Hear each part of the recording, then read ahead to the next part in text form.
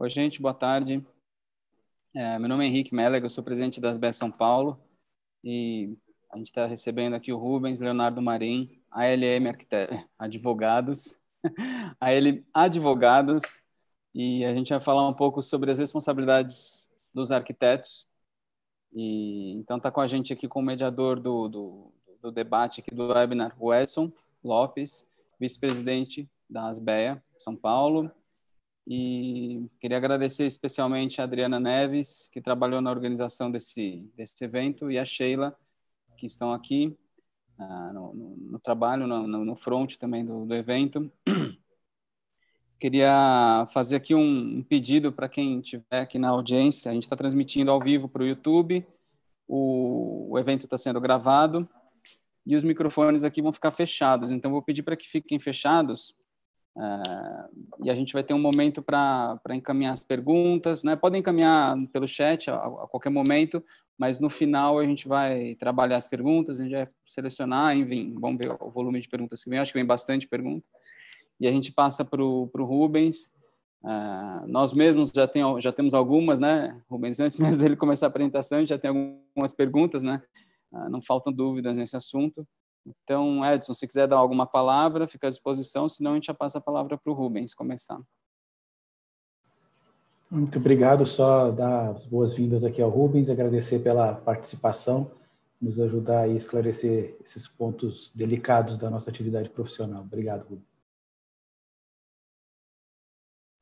Então, Rubens, fica à vontade. Mais uma vez eu queria te agradecer a todo mundo que está assistindo aqui, e quem também está no YouTube, assistindo ao vivo. Enfim, fica à vontade, Rubens. Obrigado. Maravilha, maravilha. Acho que nós estamos com uma tela, estamos dividindo uma tela aí, né? Aí, maravilha.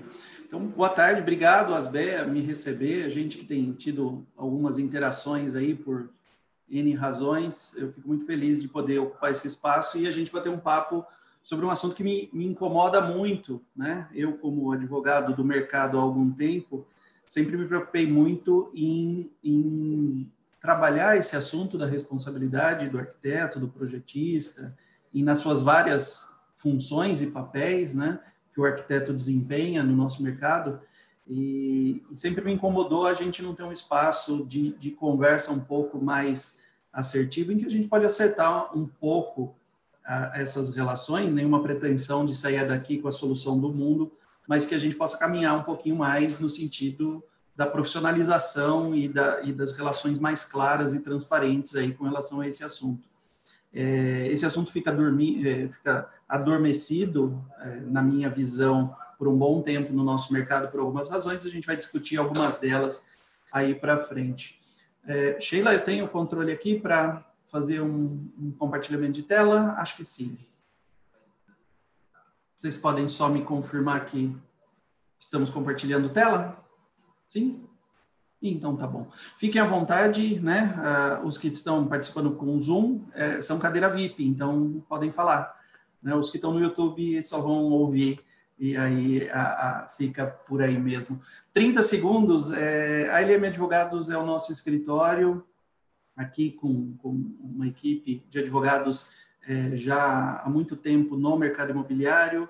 A nossa visão é de fazer, além de trazer a advocacia mais perto do dia a dia, numa linguagem mais acessível, a gente tem uma visão de unir todo esse movimento de tecnologia que está disponível para a gente hoje, né? Isso eu estou falando de automação, medição, proteção de dados, dentro do dia a dia do nosso mercado de incorporação e construção. Então, uma das vertentes mais fortes do nosso escritório é essa. Esse é o nosso dia a dia. Eu estou nesse mercado há algum tempo, tenho aí escrevi um pouquinho, dei algumas palestras em alguns lugares e espero ter aí colhido informações para a gente poder discutir esse assunto juntos.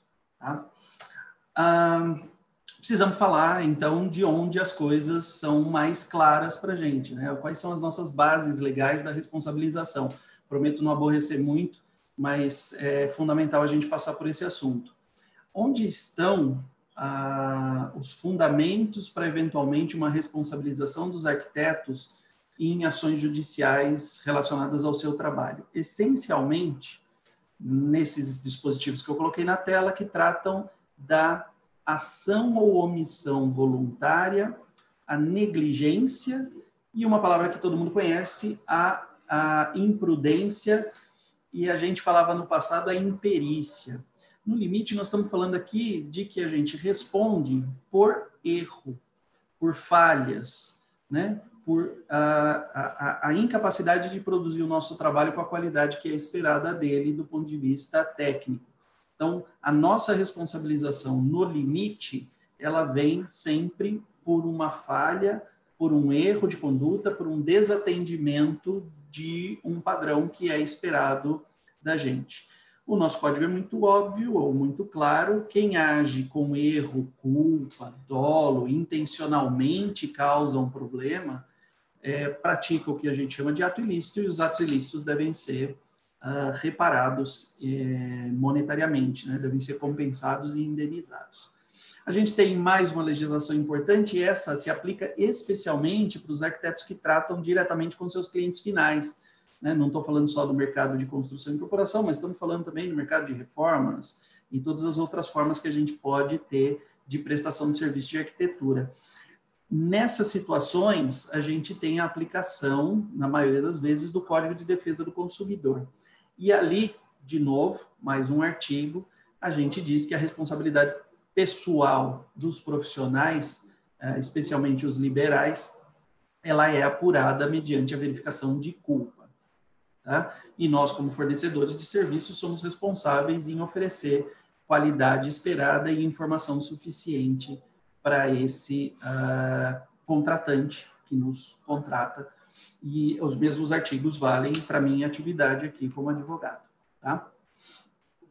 Continuando na base legal, a gente está falando muito de culpa, mas nem sempre as coisas foram baseadas na culpa. Tá?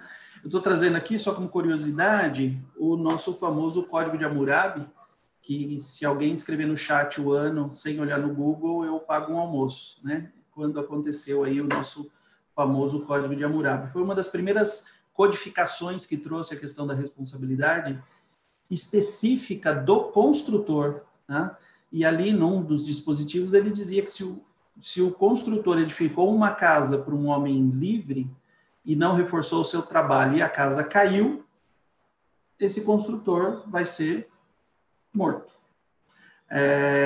O Hammurabi a gente conhece também da mesma época do famoso lei de talião, olho por olho, dente por dente, mas era uma medida de justiça, mesmo que seja uma medida extrema, mas era uma medida de justiça para a gente aplicar as penalidades. E ver que o Hammurabi, ele não falava aquele que errar, aquele que fizer mal feito, aquele que falhar na execução. Era uma responsabilização sem a gente olhar para a culpa. Caiu, morreu. E esse movimento do erro, do culpa e da responsabilização por culpa, a gente vê hoje ele retornar sem essa análise. Então, apesar da gente ter o Hammurabi lá no início, sem a preocupação com a culpa, a gente ter todo um desenvolvimento da responsabilização por erros e por falhas até hoje a gente volta a ter uma discussão das hipóteses em que se indeniza mesmo sem errar.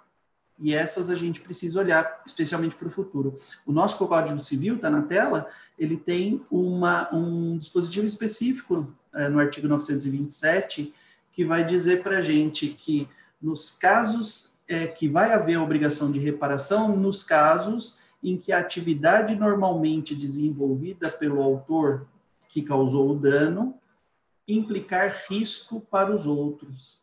Então, essa é uma hipótese clara de que, à medida que eu causo maior risco às pessoas que estão ao meu redor, existe uma possibilidade de necessidade de indenização. A nossa atividade, essencialmente, de construção, reforma, ela é uma atividade que agrava risco de pessoas que estão no nosso entorno.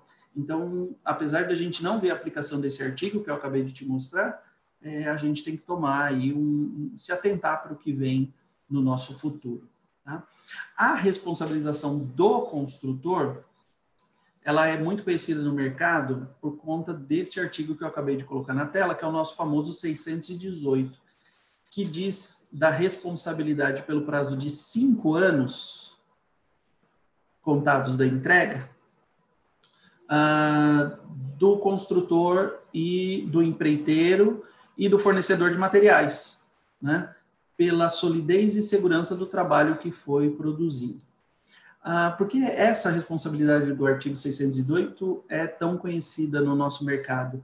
Porque ela é uma responsabilidade mais simples, ela demonstra, para que ela seja acessada, é necessário que aquele que sofre o dano simplesmente mostre que sofreu o dano e que está dentro do período da garantia legal. A gente chama garantia legal. O imóvel é um bicho tão diferente que é o único que possui uma garantia estabelecida em lei, né? As demais garantias, a gente está acostumado, celular, carro, qualquer que seja o outro bem, as garantias são contratuais. A gente tem uma garantia legal geral do Código de Defesa do Consumidor, a famosa 90 dias, esse a gente tem na cabeça, né? E o outro bem, o único bem que tem uma garantia estabelecida em lei é o imóvel, por esse artigo 618. Todos os demais, as garantias são contratuais, ou seja, o fornecedor estabelece qual é o tamanho e a duração dessa garantia. Tá? Continuando pela base legal, a gente viu que o artigo 618 falava só, eu vou retornar, ele falava em garantir, será que fica marcado? Não fica, peninha, eu não tenho acho que eu tenho uma caneta aqui para a gente utilizar. Ups, aqui. Se o meu apontador... A gente consegue ver o apontador? Sim, né? Ótimo, obrigado. O balançar de cabeças me ajuda bastante. Aqui no 618 a gente tem uma preocupação de solidez e segurança do trabalho. Ou seja, quando o legislador fez esse artigo, ele estava muito preocupado com, me parece, estrutura do bem, né? Solidez e segurança. Tá? Mas esse conceito, apesar de ser muito estrito, ele foi flexibilizado e, vamos chamar assim, ampliado por vários julgados. Aqui eu já tenho um dos mais antiguinhos, 1999, mas eu tenho mais antigos do que esse, dizendo que solidez e segurança não deve ser interpretado restritivamente, né? Então, qualquer coisa que impeça a boa habitabilidade do prédio, e aí, meus amigos, boa habitabilidade, você me diz o que é, né? O que impede a boa habitabilidade do prédio merece proteção por esse artigo da garantia legal de 5 anos. Então, a gente teve, até por julgamentos, né, e aqui esse é um julgamento do STJ, a gente teve a ampliação dessa responsabilidade para abarcar coisas muito maiores do que só previa o texto legal. Então, esse é o nosso caldo, tem uma responsabilização por um caminho mais simples, que tem o seu prazo de 5 anos, e ela vem alargada. O que é fundamental para a gente observar a responsabilização é que ela precisa de 3 elementos bem óbvios, tá? Não vou aborrecer muito vocês com isso, mas eu preciso de 3 elementos para que aconteça essa indenização. Eu preciso ter uma atividade de alguém, alguma pessoa, que eu possa imputar uma responsabilidade. Eu preciso ter o dano, porque se não tiver o dano, não indenizaremos nada, e eu preciso ter um nexo de causalidade que unifica a conduta e o dano. Bem óbvio, alguém pratica uma atividade que causa dano e eu consigo ver um nexo de causalidade entre essa atividade e o dano. O que me interessa aqui é contar para vocês que se qualquer desses 3 elementos existir, ou eles não existirem, a gente não tem a responsabilização. E principalmente quando a gente fala de nexo de causalidade, já vou direto para o nosso ponto, a gente está falando de situações que rompem a relação de causa e efeito entre a atividade de quem prestou o serviço, ou construiu, ou fez o seu projeto, e o dano causado, eventualmente, no futuro. Quais são os elementos que rompem esse nexo de causa e efeito? As 3 hipóteses que eu garanto que vocês já ouviram falar na vida. Caso fortuito, força maior, né? Eventos imprevisíveis ou eventos irresistíveis. Eu gosto dessa diferença entre caso fortuito e força maior, né? O caso fortuito, ele é imprevisível, como um raio, se bem que vocês vão me dizer que raios são previsíveis. Oh, meu Deus. E agora? Não sei dar um exemplo de coisas imprevisíveis, tá? Mas a força maior seria irresistível. Eu gosto muito do exemplo dos furacões, né? Que a gente, hoje em dia, tem a capacidade de acompanhar os furacões por semanas. E eles são absolutamente irresistíveis, né? Então, esse é o nosso consideração sobre caso fortuito e força maior. A culpa da vítima é outro elemento que rompe o nexo de causa e efeito entre uma conduta e o dano estabelecido. Rubens, me explica o que é culpa da vítima. É fácil. Se alguém pular na frente do seu carro e você atropelar, não há indenização a ser paga por você que dirige. Tudo bem? Assim como a falta de manutenção de uma fachada que foi avisada e que foi obrigacionalmente deixada a cargo de alguém, mostra um erro desta pessoa que agora te acusa do dano. Então, se a gente tem a culpa da vítima rompe o nexo de causa e efeito entre a atividade que foi feita e o dano que foi sofrido. A culpa de terceiro simplesmente é, em vez de a vítima, que hoje alega ter sido danificada, ela contratou um terceiro para fazer aquela atividade. Se ela mal utilizou, ou se esse terceiro errou, né? Estamos falando de culpa, sempre quando a gente fala de culpa, estamos falando de falha, de erro, de má prestação de serviço. A culpa de terceiro é outro elemento que a gente tem, o rompimento, e aí a gente não tem, né, um dos pilarezinhos desse tripé que proporciona a indenização nessa nossa visão mais firme, né? Estamos tratando de conceitos mais gerais para que a gente tenha certeza dos conceitos que a gente pode aplicar, tá?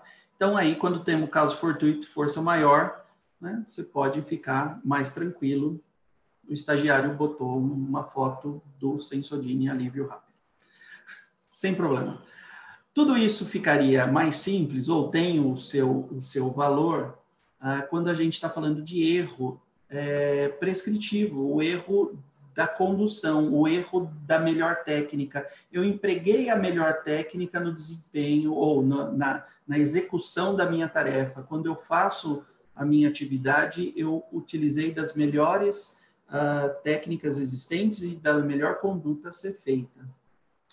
Até um tempo atrás, a gente só ia ter esse tipo de conversa. Foram aplicadas as melhores técnicas, foram observadas as melhores práticas, se desabou, ou se teve um problema, ou se teve um descolamento de cerâmica, não podemos imputar a quem utilizou das melhores técnicas. Isso a gente falava das normas prescritivas de conduta. Agora, né? Desde aí de 2013, a gente tem a norma de desempenho aplicável ao nosso setor, que observa que padrões de qualidade devem ser observados. E esses padrões de qualidade a serem observados, eles não estão preocupados necessariamente com a técnica utilizada, mas sim que os objetivos sejam atingidos e o desempenho tenha a sua funcionalidade garantida.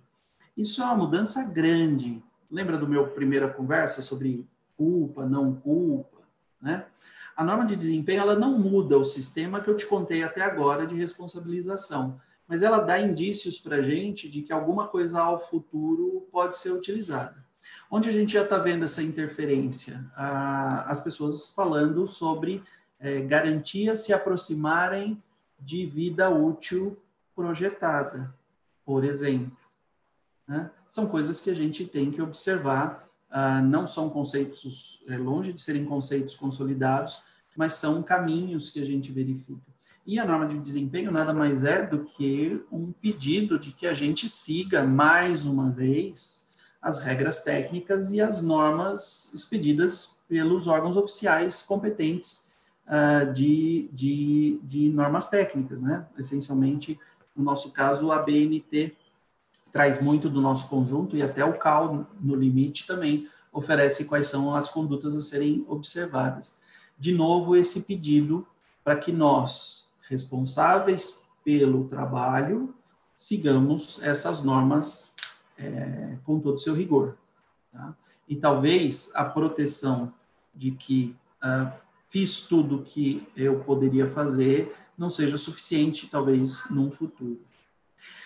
Uma outra questão, e que também nos atinge diretamente, as propagandas, né? A gente, às vezes, contribui aí para a consolidação, a gente oferece fichas técnicas que vão para os panfletos, o próprio bolotário, às vezes, e muitas vezes nós somos acionados no estágio ainda inicial, em que o projeto não está plenamente aprovado, né? E às vezes a gente tem até divergências de informação nas propagandas enviadas do produto final aprovado e eventualmente vendido ao consumidor. A preocupação é, claramente e sem nenhuma dúvida, toda propaganda tem mesmo peso, o mesmo valor de uma cláusula contratual. Então, uma ficha técnica errada num panfleto, um ar-condicionado numa projeção de um apartamento, tem um poder de vincular aquela proposta, aquela negociação. Tá?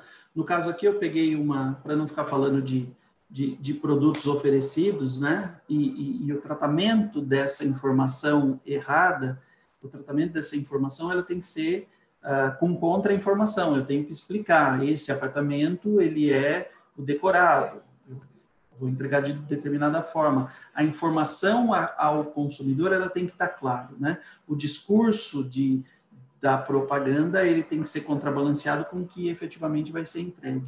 Aqui eu trouxe uma propaganda que está no Estadão em 1939, em que fala que o edifício ali, no nosso glorioso Braulio Gomes 13, era dotado de um abrigo antiaéreo. Não sei se vocês repararam. Então, a partir do momento que eu tenho um abrigo antiaéreo, eu entregarei um abrigo antiaéreo. Tá? A partir do momento que eu digo que eu vou ter um redário, adoro redários, vou ter um redário, né? E depois o condomínio vai tratar essa questão com o tempo. Tá? Só para lembrar também, o próprio Código de Defesa do Consumidor diz que, além de vincular ao contrato toda a informação, as informações falsas são passíveis de detenção de 3 meses a 1 ano, né? Toda informação falsa ou enganosa sobre qualidade de um produto. Tá? Vamos falar um pouquinho de responsabilidades específicas, e eu prometo que não tenho mais do que 10 minutos aqui, menos de 10 eu prometo encerrar. Me incomoda muito as responsabilidades específicas da nossa área, porque eu tenho, essencialmente, ou pelo menos na visão do advogado e dos juízes que vão tratar desses assuntos, para a gente é muito claro que existe uma responsabilidade de projeto, uma responsabilidade de quem executa, né? Existe uma responsabilidade de projetos complementares, que vão estar gravitando a um organizador geral, que eu posso chamar, inclusive, de responsabilidade pela compatibilização de todos os demais projetos. Isso para a gente é claro, né? Não só porque projeto e execução são conceitos que a gente no direito administra muito bem, mas que são atividades que no mundo inteiro são claramente bem delimitadas. Só que temos um problema especificamente no mercado de incorporação. Talvez essas responsabilidades não estejam tão claras no nosso mercado. E aí vocês me contem do dia a dia, né? E de como nós trabalhamos normalmente.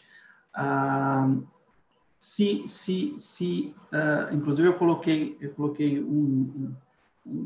uma visão de fora, não é? A FIDIC, que é a Federação Internacional dos Construtores, Engenheiros e Consultores da França, ela tem 2 livros muito claros. Um, né, quando se faz aí o projeto e construção, e um exclusivo dos trabalhos de construção. Por que eles fazem isso? Para a gente saber exatamente até onde vai a responsabilidade de cada um. Agora me contem, num projeto que começa dentro de uma empresa de incorporação, em que ela começa a desenvolver os processos ou os projetos, entrega parte desses projetos ao arquiteto, a contratação dos complementares às vezes é feita sob coordenação do arquiteto, às vezes não, e tudo isso tem uma sequência. Para uma construtora que não necessariamente se obriga pela revisão de todos os projetos até então apresentados, e acho que sem dúvida talvez o mais complicado é os pedidos e as alterações de especificação do próprio incorporador no projeto feito. Como ficam esses limites? Como é que a gente vai conseguir explicar essa complexidade de relações e interferências para alguém que só enxerga você projetou ou você executou? E você projetou qual parte? Ah, não, mas eu me responsabilizo também. O nosso mercado, ele tem um desencaixe na teoria jurídica. E esse é o ponto que mais me incomoda e mais me interessa estudar no nosso mercado. Tá? Os limites dessa responsabilização, onde estão, como a gente faz isso, até que ponto a decisão do cliente pode interferir nas alterações das especificações feitas e interfere na responsabilidade assumida, né? E aí alguns agravantes, porque se no passado a relação com os construtores e incorporadores era mais próxima, né? A gente tinha a possibilidade de uma relação olho no olho e a gente podia confiar e estabelecer ali vínculos de como tratar a questão mais amistosamente. Nos últimos anos, a gente viu, podemos falar nos últimos 10, 12, 15 anos, a gente viu uma profissionalização e uma despersonalização das empresas. E que a relação de conselheiro confiável do arquiteto, que ele guardava, inclusive, com o presidente da empresa, com o dono da empresa, ela mudou profundamente, né? E hoje as relações são muito mais frias e não raro, ou não me espanta, que as responsabilizações simplesmente sejam feitas com base no amigos, negócios à parte. Vamos ler o contrato para ver o que está escrito. Então, esse andamento, né, essa responsabilidade do cliente, a despersonalização das relações do mercado, elas são um fator de alteração do equilíbrio que havia até então. Soluções, porque precisamos falar de soluções. A primeira, só trabalhe para os seus amigos e você nunca terá esse problema com relação a esse assunto. Tá? Vocês vão saber resolver, né? E a gente vai dar tudo certo no final. A segunda é mais maravilhosa ainda. Seja perfeito, nunca erre, e você nunca precisará nem saber desse assunto, nem se preocupar com esse assunto. E teremos aí sucesso profissional também. Né? Então, para quem conseguir trabalhar só para amigo e fazer tudo perfeitamente, nem precisava ter participado do nosso encontro. Como não somos assim, a minha primeira realmente sugestão, né, é a gente profissionalizar as relações. Tudo começa olhando para o contrato. Eu conheço vários dos nossos colegas arquitetos que nem contratos estabelecem com seus clientes. Porque a relação é antiga, porque não quer burocratizar, mas o fato é, hoje a gente tem que ter uma preocupação muito grande de estabelecer responsabilidades e essas responsabilidades vão ficar escritas em contratos. Então, a primeira sugestão é profissionalize suas relações, estabeleça contratos e vamos trabalhar dentro dos limites dele. Poxa, Rubens, mas depois tem um ajuste que precisa ser feito, as reuniões de acompanhamento e desenvolvimento do projeto são dinâmicas. Pois não. Ata de reunião é contrato. Duas partes combinaram, é contrato. E-mail combinado é contrato. Então, a dinâmica do desenvolvimento, ela pode ser abarcada também por contrato. Em determinado momento, a gente pode pegar tudo isso e consolidar num documento para deixar mais claro, com certeza. Mas eu acho que documentação dos pedidos, essencialmente, e das evoluções, é fundamental. Se posso falar de cadeira, muito das demandas desse assunto, não só no nosso mercado, mas em outros, elas são completamente perdidas por falta de documentação, né? Eu sou aqui o chato que vai dizer que precisamos de arquivos eletrônicos, papéis, relacionados aos nossos assuntos, com guarda por muito tempo, tá? Porque é onde as situações vão se resolver. O primeiro documento é um bom contrato feito, um bom balanço de responsabilidades, e se esse balanço está desajustado, não é para a gente negar o trabalho, é para a gente ajustar o preço, eventualmente, se isso for possível, tá? Talvez aí, é muito claro em vários mercados de profissionais liberais, principalmente de advisors, né, de experts, que a remuneração varia de acordo com a responsabilidade assumida. Nenhuma responsabilidade, trabalhos mais baratos, muita responsabilidade, trabalhos muito mais valiosos. Tá? Precisamos trazer esse tipo de questão para deixá-la bem clara também no nosso dia a dia. A última solução, também viável, tenha seguro profissional, né? Porque eventualmente ele precisará ser utilizado, né? A gente teve o desenvolvimento de seguradoras oferecendo os seguros de responsabilidade civil específicas e acho extremamente válido e desejável que a gente tenha tudo isso. Resumo, é o último, tá? A responsabilidade por falha, por erro, por imprudência, imperícia, né, por incapacidade de prestação de serviço, ela sempre foi a regra nos últimos 1000 anos. Meu Deus, quanto tempo! Mas hoje a gente está verificando outras formas de responsabilização que não necessariamente dependem de que se sigam os preceitos e a forma de fazer e teremos aí nenhum problema. As formas de responsabilização por resultado, elas têm chegado e é fundamental a gente cuidar de tudo isso de uma forma profissional e contratual, né, para que a gente evite, ou pelo menos tenha plenamente ciência de quais são os problemas, e eu acho importante a gente buscar um apoio nos seguros profissionais para alguma eventualidade a gente não ter o nosso negócio totalmente liquidado. Senhores, era isso. O nosso bate-papo, só para botar um pouco de bola em campo, acho que eu atendi aí o nosso compromisso de não ser advogado e não passar da meia hora. Então, fico à disposição para a gente bater um papo e falar um pouco mais de assuntos específicos que estejam com vocês. Bom, Rubens, primeiro agradecer a apresentação clara e sucinta. Eu acho que é importante para os arquitetos que estão buscando entender algumas coisas, que a apresentação seja clara, né? Não somos arquitetos, não advogados, então, obviamente, algumas coisas a gente tem que ir no básico mesmo, né? Já tem pergunta aqui da Adriana. Olá. Mas antes eu queria colocar uma pergunta minha que, na verdade, se desdobra em duas. São duas perguntas. É uma pergunta que, na verdade, tem duas respostas, né? A primeira é sobre a relação com um arquiteto, eventualmente um caso de um arquiteto que é contratado por um incorporador, né? Então ele tem um cliente, que é o incorporador. Esse incorporador constrói um prédio que tem 200 clientes finais, cada proprietário de um apartamento. Qual que é o risco, né? Aqui está sujeito o arquiteto que projetou esse prédio com relação a esses 200 proprietários? Qual que é o risco que ele tem de ser acionado por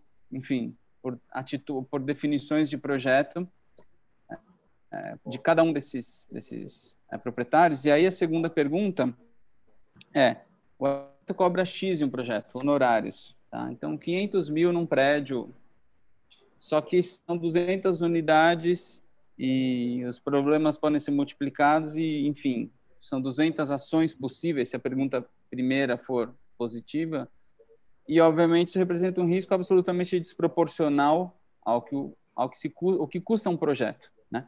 Então, enfim, são 200 apartamentos que podem custar 500 mil reais cada um, né? Enquanto um projeto de arquitetura, enfim, custou às vezes muito menos que isso.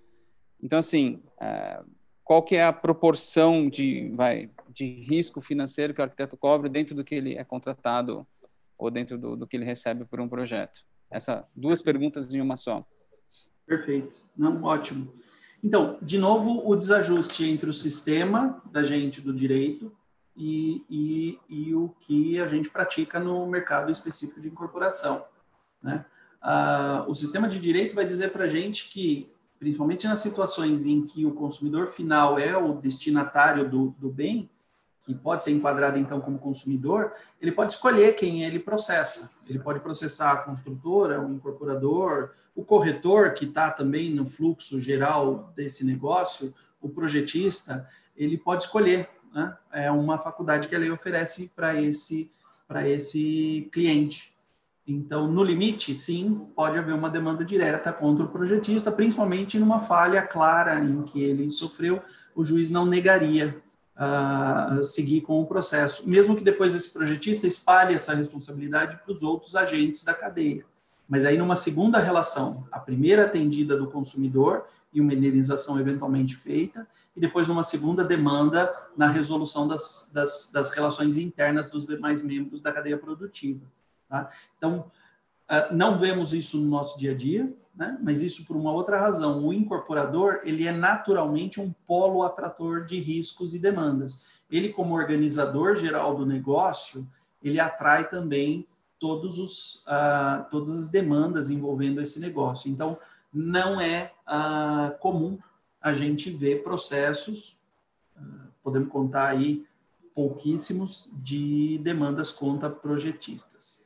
Isso eu estou olhando a responsabilidade civil, que é o nosso tema, sempre olhando indenizações. Quando eu vou para o penal, para a responsabilidade criminal, eu vejo mais acessarem a responsabilidade, especialmente do projetista. A gente tem casos clássicos já de problemas de estrutura, e aí o projetista, né, de estrutura, responsabilizado criminalmente. O incorporador não atrai essa responsabilidade, a responsabilidade é pessoal.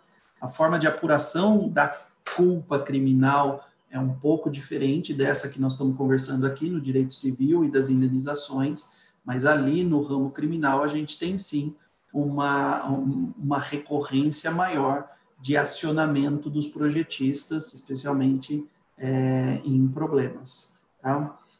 Então, essa é a primeira. Com relação a valores, o advogado sonhador vai te falar, acerta no contrato. Se não recebemos para ter determinadas incumbências e responsabilidades, precisamos escrever no contrato que não assumimos tais incumbências e tais responsabilidades. Mas perante terceiros, nossas RRTs estão aí e somos responsáveis, né? Então, não recebo por isso. De novo, ou estamos bem contratualmente para dizer isso, ou estamos assumindo uma responsabilidade desproporcional aos valores recebidos. Tá? Vamos lembrar, só para efeito de comparação, o prático, que é o manobrista de barcos, recebe muito bem pelo seu trabalho de estacionar barcos. Isso porque ele é o melhor motorista de barcos do mundo? Não. Porque ele assume a responsabilidade por qualquer dano na ancoragem desse navio. Está aí, é um mercado que se ajustou de outra forma. O nosso mercado, ele tem, e ser muito perspicazmente identificou, a gente talvez tenha, assim, um desajuste de risco-dinheiro, e ou tratamos contratualmente ou invertemos a relação de alguma forma dentro da capacidade de negociação que a gente tem. Acho o tema fantástico, Henrique. Acho o tema importantíssimo. Dá pra desenvolver, né? E pouco atacado. Pouco discutido até. Eu tenho umas perguntas aqui que a gente já recebeu, mas eu queria passar a palavra para o Edson antes. Eu tenho uma pergunta também, Henrique, mas faz o seguinte, lê essas que já estão aí na fila e depois eu faço a pergunta. Vai lá. Perfeito. Tem uma pergunta da Adriana. Existe prazo para se questionar uma construtora, né? A garantia, 5 anos. Mas existe prazo para questionamento do projeto de arquitetura? Seriam 5 anos a entrega do LO, do liberado para a obra? Ela está perguntando. Perfeito. No limite da construção, a gente vai ter aquele dispositivo que a gente falou, dos 5 anos, né, da garantia legal da obra, do executor, da construção. A gente, com o projeto, a gente se responsabiliza pelo trabalho feito. O trabalho com erro, o trabalho com falha, o trabalho dolosamente mal feito, esse trabalho, eu posso te dizer que os prazos eles são muito maiores. A lei mais dura vai dizer que o prazo de indenização é 3 anos do dano sofrido por conta do erro. Então, imaginamos que depois de 15 anos, uma falha de projeto aparece e gera um dano. Depois de 15 anos, no limite da interpretação mais conservadora da lei, depois de 15 anos, a pessoa tem 3 anos para processá-lo. Esses prazos podem se alongar horrorosamente, e aí o que se tem buscado é uma regra de temperança, de que esses prazos não podem ser maiores do que a própria vida útil do produto, né? Conceito que a gente tem usado cada vez maior aí, e cada sistema tem uma vida útil projetada, então, independente do que aconteça, nenhuma responsabilidade poderia se estender para além da vida útil, apesar dessa, que é o caminho mais difícil, dizer 3 anos do aparecimento do dano. Tá? Do Daniel Ribeiro aqui. Como funciona a divisão de responsabilidade entre arquiteto e o consultor? Um projeto complementar, entendo. Por exemplo, uma falha acústica em um projeto que tem um consultor para esse assunto. Eu acho que a especialidade, e eu só acho, porque qualquer contrato ou qualquer cláusula contratual pode me dizer, o especialista atrai a responsabilidade da sua especialidade, né? Então, o complementar, no limite, ele é contratado pela sua expertise e a sua área de atuação. Então, essa vai ser atraída. Se eu tenho um consultor específico de um ponto, essa responsabilidade naturalmente fica mais com ele. Mas qualquer cláusula contratual pode inverter isso com facilidade. Edson, quer dar uma palavrinha?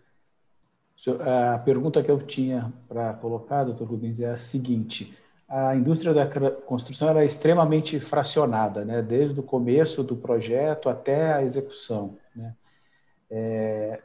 E cada uma desses elementos gera informações que são necessárias para você tomar suas decisões de projeto, né? Como fica o registro disso?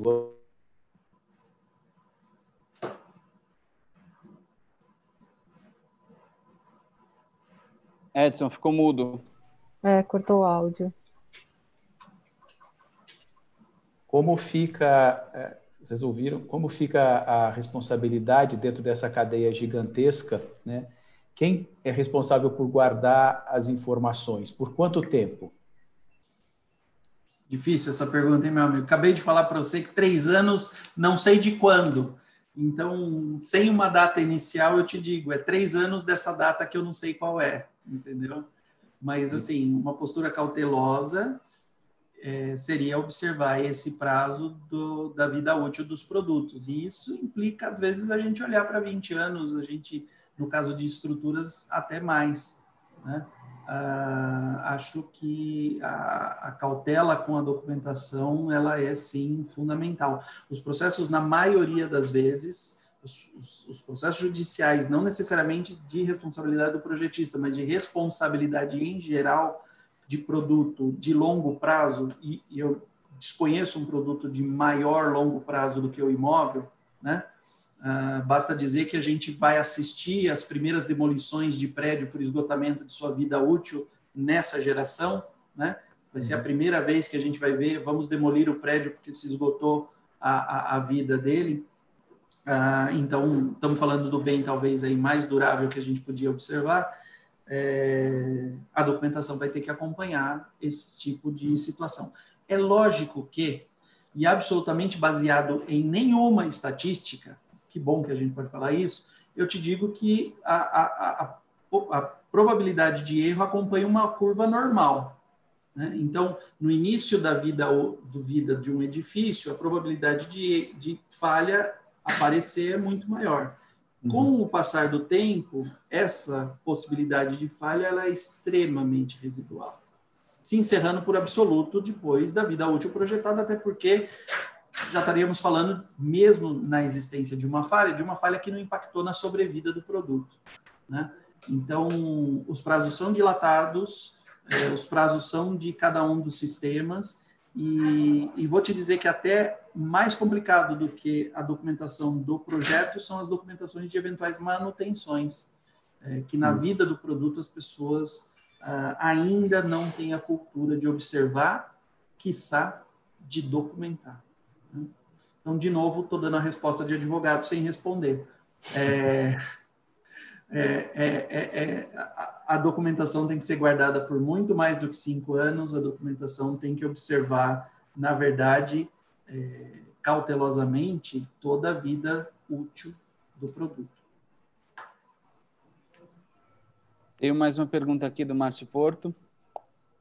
Caso o profissional performe por mera liberalidade alguma tarefa além da contratada, ele poderá ser legalmente responsabilizado pela mesma?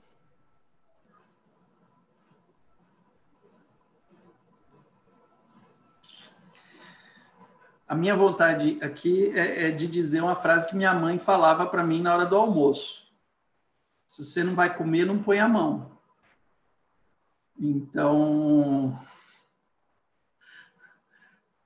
uma vez que a gente se envolve, ou a gente tem essa exclusão de responsabilidade de uma forma clara, mas uma vez que o serviço é prestado, a gente, por mais que não receba, a gente se obriga pelo serviço executado. Eu nem vou falar de RRTs assinadas pro forma. Nem vou começar com essa conversa, mas imagino que também pode ser. Não, mas eu não me envolvi, eu nem vi, eu só quebrei um galho, eu fiz aqui esse projeto de esgotamento, mas eu, na verdade, fui contratado para fazer outra coisa. A minha vontade é lembrar de minha mãezinha e dizer, se não vai comer, não põe a mão. Poxa, mas o cliente é meu amigo. Aí a gente tem a outra história, né? Então, só vamos trabalhar para os amigos, que aí não precisamos de contratos.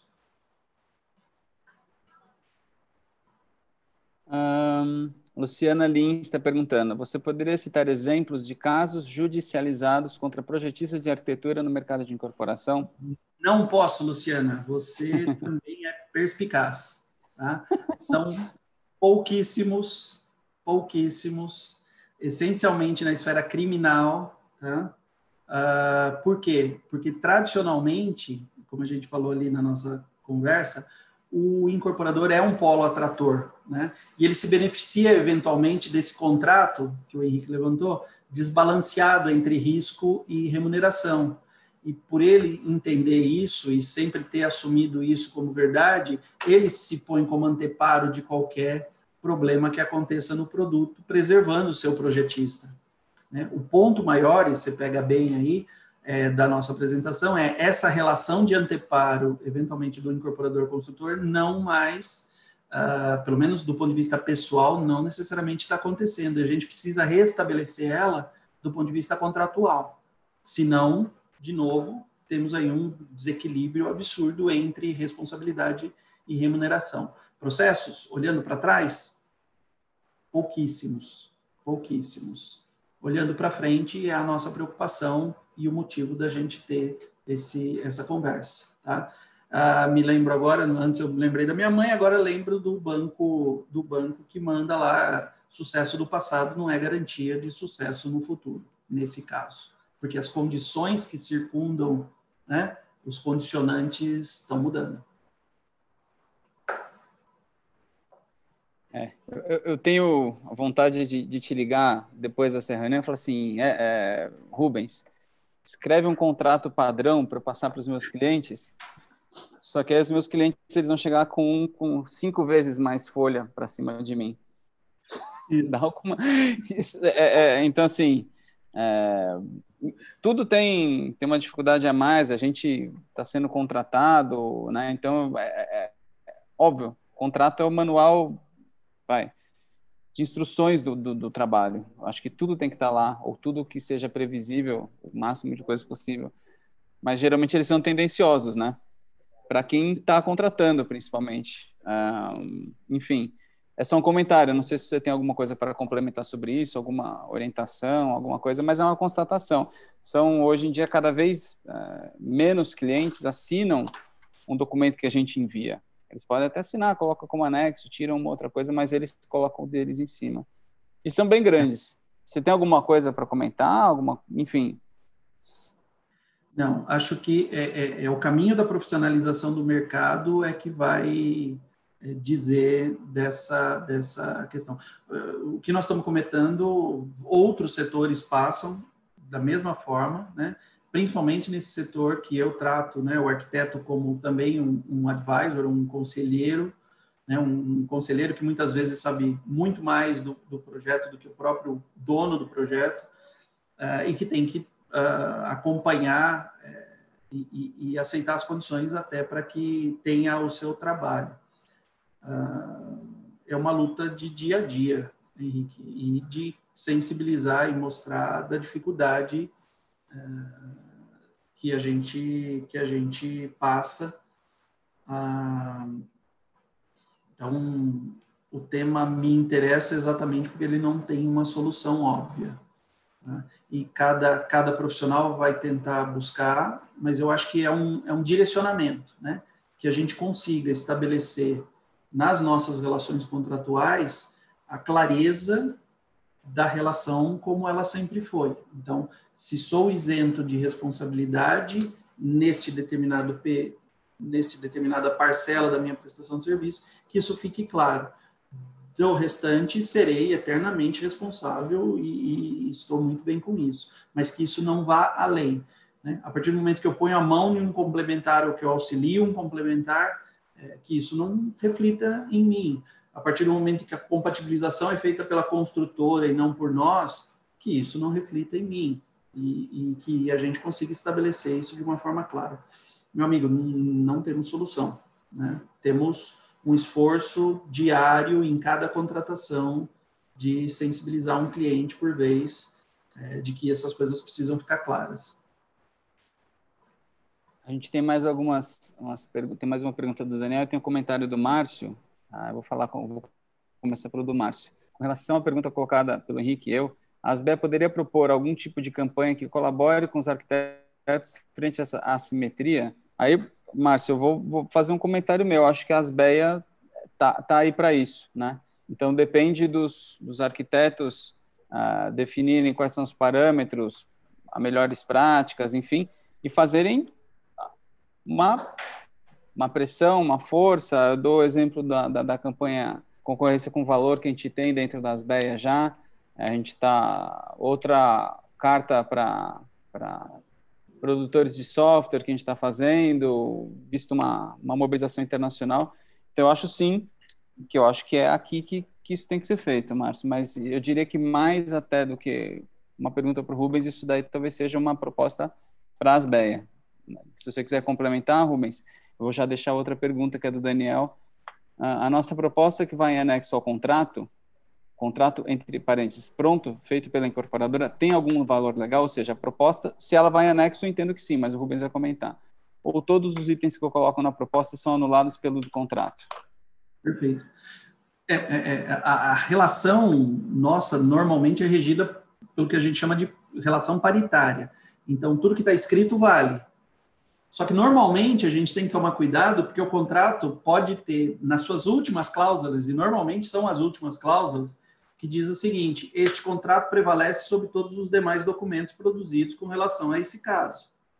Se o teu contrato diz isso, tudo que tiver em desacordo entre o contrato e a proposta, valerá o contrato. Como o contrato pode ser o inverso. Tudo que a proposta disser, vale, inclusive, sobre as disposições desse contrato. Difícil isso acontecer, mas possível. Tá? Então, não vou dar a resposta, de novo, você é advogado, porque a gente tem que ler o contrato para saber. Mas nas relações paritárias, absolutamente todo documento produzido tem seu valor probatório, tem seu valor de combinação, por isso eu bato. Atas de reunião são importantes, e-mails são importantes, tudo que é produzido, cuidado com o WhatsApp, né?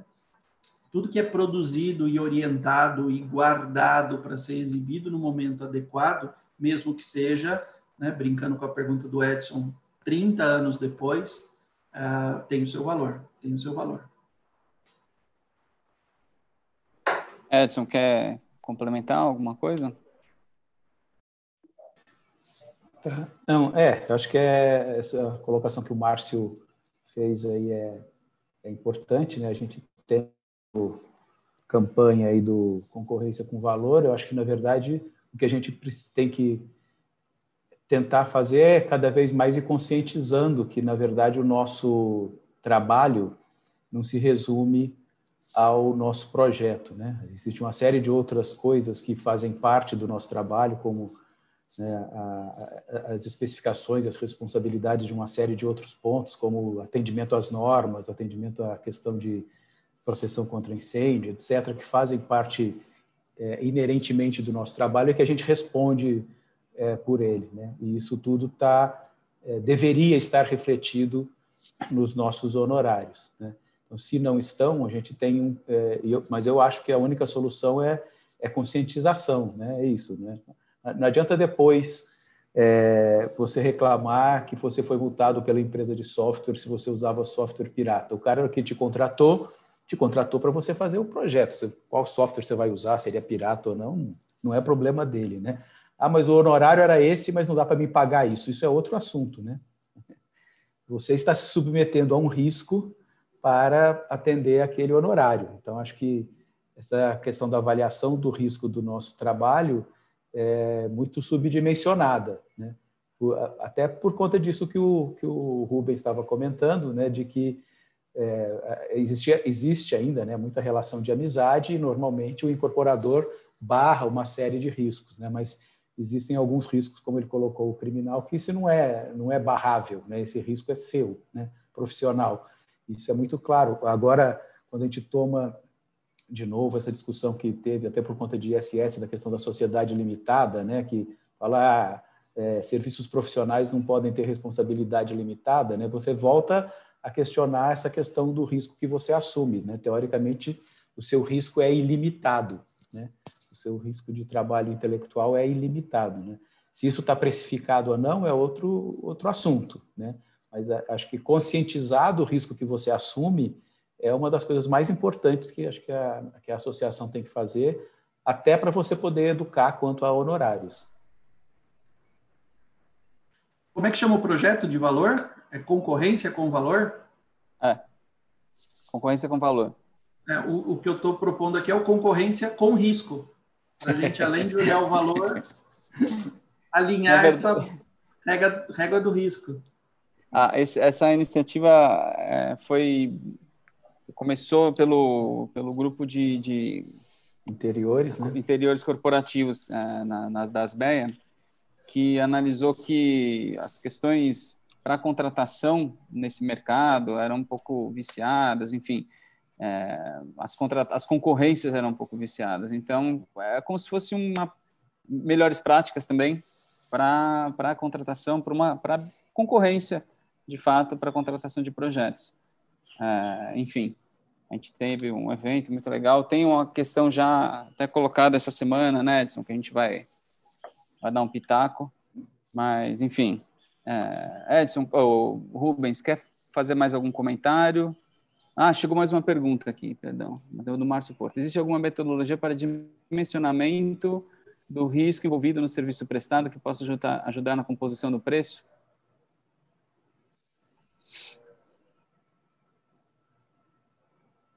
Está sem áudio, o Rubens. Está sem áudio. Mas eu não falei nada que prestasse. Desconheço. Nem imagino. Tá. Nem imagino.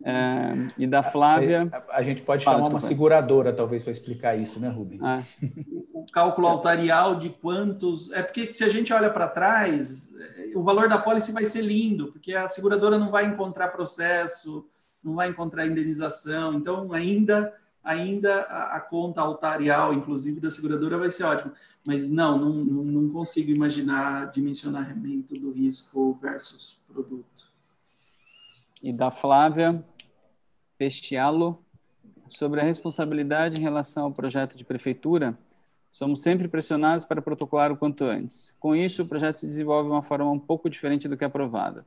Se o cliente não topa entrar com um modificativo, como fica a responsabilidade do arquiteto? Ou seja, o projeto aprovado, o cliente toma a decisão de construir de uma forma diferente do que está na prefeitura. Pelo que eu entendi, é isso. Não, fundamental. Quem é o responsável técnico perante a sociedade? E aqui eu vou fazer papel de advogado, né, que não olha para o lado. Quem é o responsável técnico perante a sociedade por aquele projeto?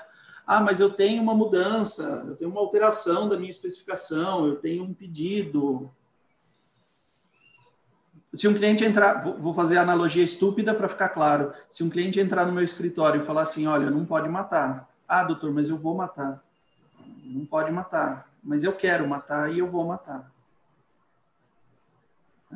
A orientação foi dada, a atividade é dele, eu aqui estou obrigado a impedir. Nós estamos falando no limite do descumprimento de norma técnica de boa prática, né? Por mais que você tenha uma isenção de responsabilidade perante o seu contratante, porque afinal de contas ele agiu dessa forma, perante o resto da sociedade, o nome na RRT... Posso fazer um comentário, Rubens? Eu acho que nesse caso especificamente tem duas responsabilidades, né? Exatamente. Você tem a responsabilidade de projeto e a responsabilidade da execução, né?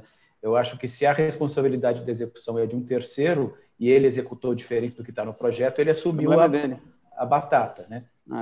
Eu ia dizer exatamente a mesma coisa. Se você assina responsável com o projeto foi aprovado na prefeitura e por qualquer que seja o motivo, o cliente decida fazer de uma forma diferente, aí estou respondendo da minha forma para a Flávia e você comenta, Rubens, legalmente essa questão.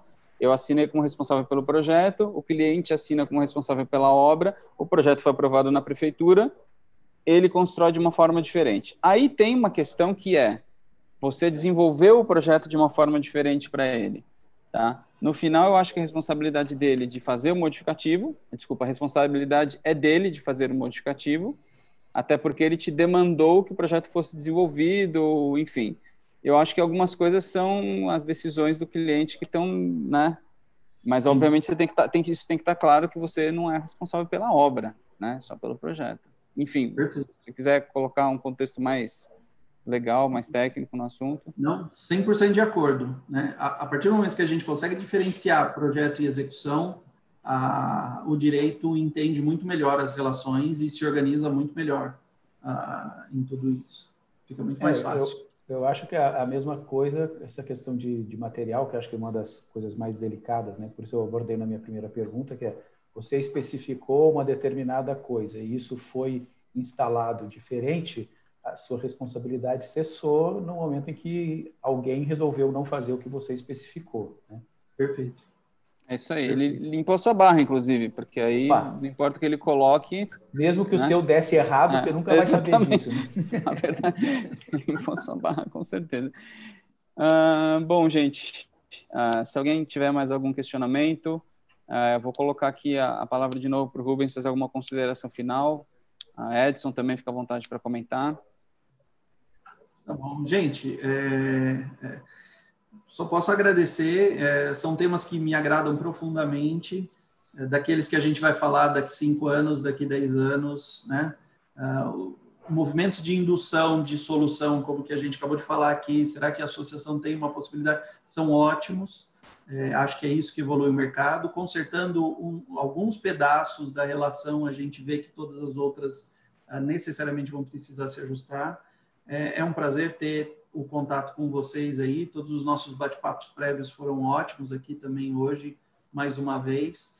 E fico à disposição para a gente conversar mais aí sobre esse assunto e outros do nosso mercado no que eu puder ajudar desse jeito.